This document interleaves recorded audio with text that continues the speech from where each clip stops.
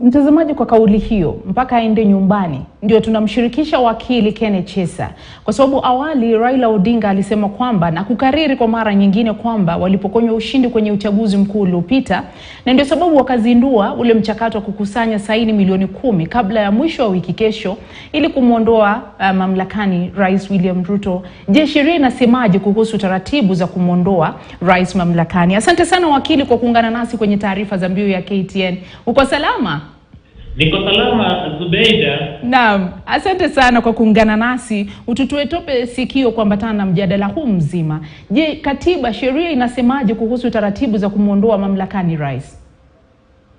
Sheria inasema ya kwamba unaweza kumuondoa rais tu mamlakani kupitia njia na shughuli ambayo imewekwa na kikatiba, na rais huenda akaondolewa kwenye ofisi yake kupitia vipengee viwili vya katiba.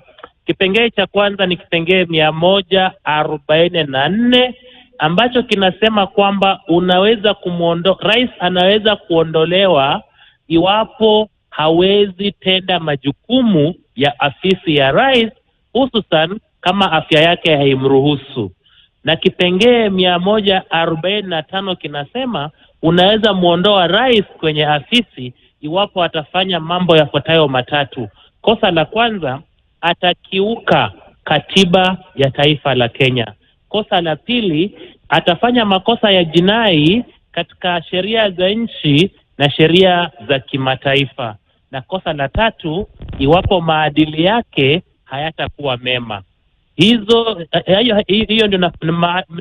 ndizo pengine sababu tatu tu ambazo rais huenda akaondolewa: akiuke katiba, afanye makosa ya jinai chini ya sheria za taifa ama za kimataifa, na maadili yake yawe sio mema. Kwa kuzingatia yale ambayo yameorodheshwa na wanaazimio, je, mojawapo ya masuala yale ambayo yameorodheshwa yanaambatana na yale ambayo yamenukuliwa kwenye katiba? Mengi yanaambatana nayo, lakini kuna yale ambayo hayaambatani nayo. Na kupata sahihi milioni 10 ama hata sahihi milioni 20 haziwezi zikamuondoa rais kwenye afisi yake kikatiba.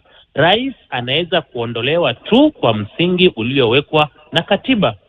Na utapata kwamba wanaazimio wanaposema rais ametenda hili, kama sasa hivi kuna wale wanaofanya maandamano hapa Nairobi na askari wanaovamia. Ni jukumu la rais kuhakikisha kwamba kila Mkenya ana usalama na mali ya kila Mkenya imelindwa. Iwapo Wakenya wataumia na Wakenya kupoteza maisha kwenye maandamano yanayoendelea, huo ni msingi wa rais kukiuka katiba kwa kukosa kutekeleza jukumu lake la kitaifa la kuhakikisha usalama wa kila mwananchi.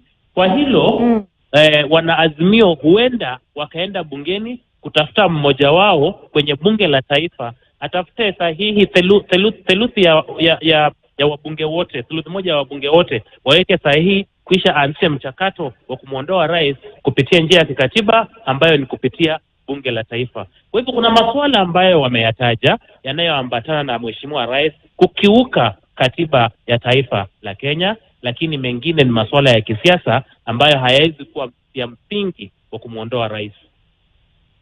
Nilitaka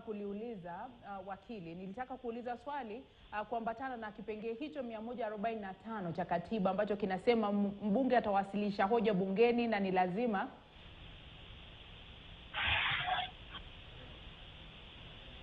Sikupati vizuri.